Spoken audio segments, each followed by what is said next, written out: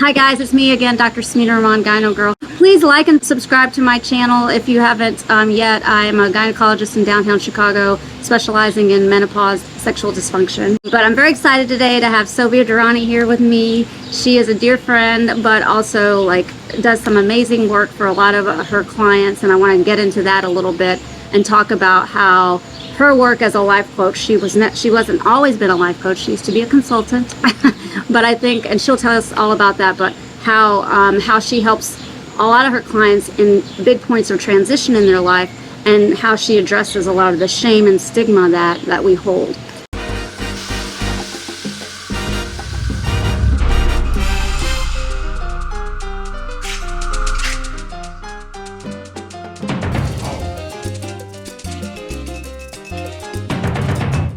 So, Sylvia, why don't you introduce yourself a little more? Hi, everyone. Well, first of all, I'm so excited to be here. I'm so excited that my friend is visiting me in Arizona right now. Well, it looks like we're in the tropics, but we're in Arizona. And I'm, first of all, so proud of you for all of the work that you're doing to talk about things that we just don't normally talk about. And so, we're both Pakistani American women, South Asian American women. And we just don't talk about things like sexual health and menopause and things that, Dr. Rahman, Sam, as I call her, focuses on. And yeah, that really plays into a lot of the work that I do as a coach. It was a long, winding road that I got here. As Sam mentioned, I started out as a consultant in the corporate world, but I was then going through a big life transition, and I really needed help to get through that, because there was a voice in my head that said that there was something I needed to do to be more in integrity for myself. So when I was making a decision about my marriage, there were a lot of voices on the outside and on the inside that were telling me that that was not the right thing to do. And that's not something that a woman or a mother should decide about her marriage. And so I really needed help. And I realized, I started with therapy, and even my therapist didn't quite understand the depth of and weight that some of these decisions I had to make had, because she didn't understand some of the cultural implications. Right.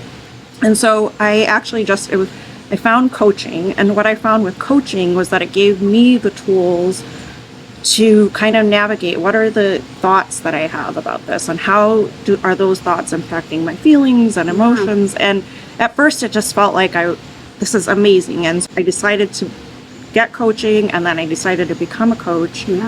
But then I even realized after I became a coach, and I've been a coach for some years now, that there was a deeper layer than just mindset work. Is that we really, our nervous systems carry a lot, right? They carry a lot of that intergenerational trauma, a lot of that shame. I mean, if we think about our mothers, and we are lucky to have a lot more choice than our mothers did, but they were told who to marry and when to go to school, when to stop going to school, and they didn't have any choice. They went from their parents' house to their husband's house. And we luckily have more choice, but we still carry some of that burden of shame of being daughters. And now it's like this extra weight of, you're supposed to be this kind of professional woman. On top of that, you're supposed to be a good mother and a good daughter-in-law and a good wife. And there's just so many things to navigate through that we carry. Saying it's so true. And I think there's so much stigma around so many things that we carry, that when we like, for instance, in the healthcare world, when we're navigating issues, I talk about the issues around menses and menopause and sexual pain. All that stuff is very stigmatized. So then, if you're holding so much shame and inner trauma, you're not even going to bring that up to your healthcare provider. So how do you get through that? And it's not just, I would say it's not just like the South Asian culture or, certain, Asian cultures. I mean, I see patients who come in with the first diagnosis of HPV, and they're so devastated. And HPV is like 85% of women get it. It's very common. I call it the common cold of the vagina. And it's literally like, it just, it just devastates them. Some of them, have had multiple partners, some have had only one. And so all of a sudden the stigma around this disease, which is a sexually transmitted disease, which is a very common, 85% of women get it, but it's just like, it just derails them totally. And it's like, what?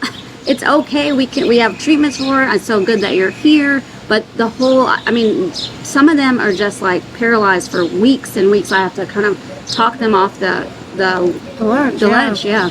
Yeah, it's talking about HPV, talking about sexually transmitted diseases, talking about divorce, and I'm a divorced woman now. It's just, we were not given those avenues, even with having more choice, we were not given those avenues to talk about those things.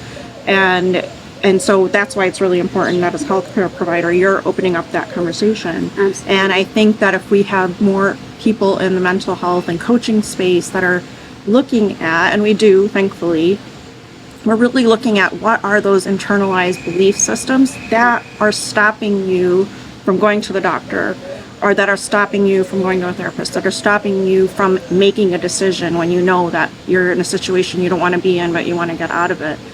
So we really work on creating a safe space for you to befriend yourself. We work on that shame, and I do a lot of work even in hypnosis, and some people are scared about that. But why I think that's important is that I do it both conversationally and through hypnotherapy.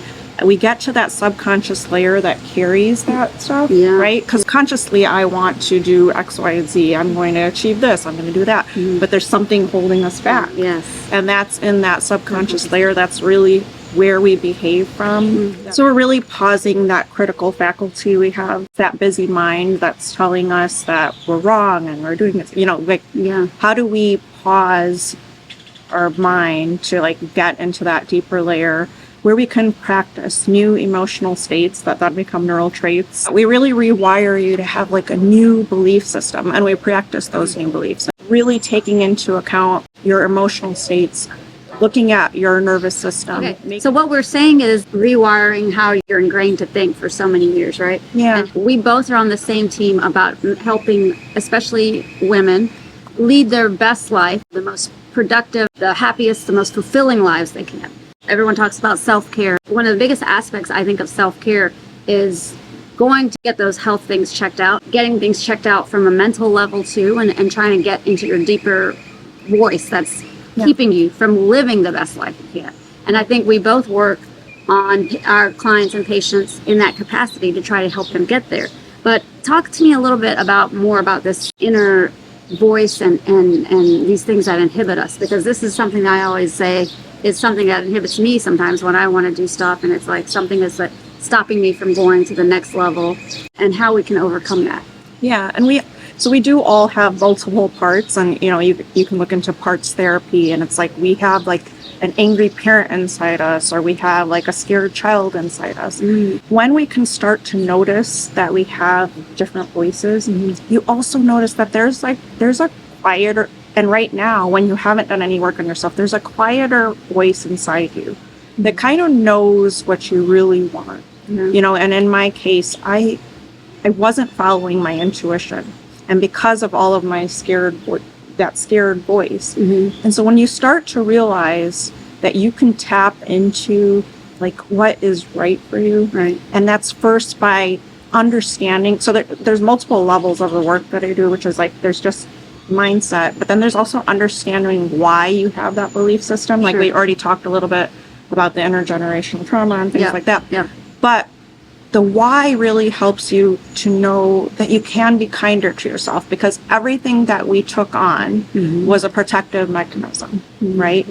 We were protecting ourselves from maybe shame in the community, or voice. All women have had voices that are shaming.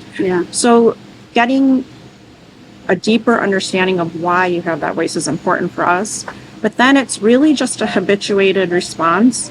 All of our things are habituated thoughts, habituated beliefs, habituated patterns that live in us.